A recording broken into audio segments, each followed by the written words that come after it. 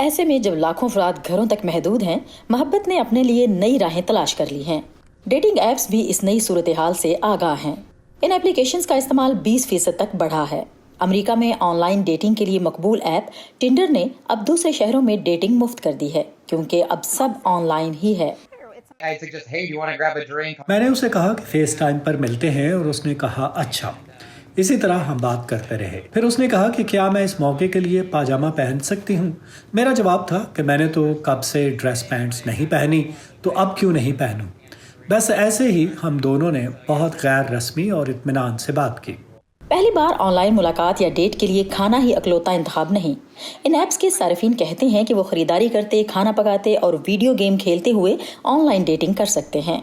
App بنانے والوں کا کہنا ہے کہ آن لائن ڈیٹنگ آمنے سامنے ملنے سے زیادہ مختلف نہیں۔ جیسے کیا مجھے کچھ مختلف کرنا چاہیے کیونکہ یہ آن لائن ملاقات ہے، پہلی بار، اور حتیٰ کہ دوسری آن لائن ڈیٹ کے ادب آداب بھی بذات خود ملاقات سے کچھ زیادہ مختلف نہیں ہے۔ آپ اچھا نظر آنے کی کوشش کرتے ہیں کیونکہ آپ اچھا اثر چھوڑنا چاہتے ہیں۔ پہلی ڈیٹ میرے خیال میں ہلکی پھلکی اور معمول کی ہونی چاہیے۔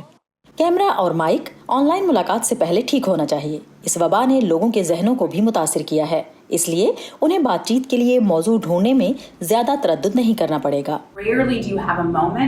ایسا بہت کم ہوتا ہے کہ چاہے ان کا تعلق دنیا کے کسی بھی حصے سے ہو، سب کے ذہنوں پر ایک ہی بات ہے، اور وہ ہے کووڈ-19۔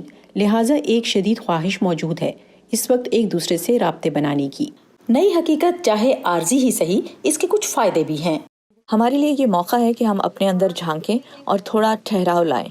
اور ایسے میں جب لوگوں کو ورچوئل ڈیٹنگ اچھا انتخاب محسوس ہو رہا ہے، اس میں بھی شک نہیں کہ سب کچھ معمول پر آنے کے بعد لوگ ایک بار پھر اپنے ساتھی کی تلاش میں نکلیں گے۔ کرینہ بفردزیان کے ساتھ سعدیہ زیبران جھا، وائس آف امریکہ۔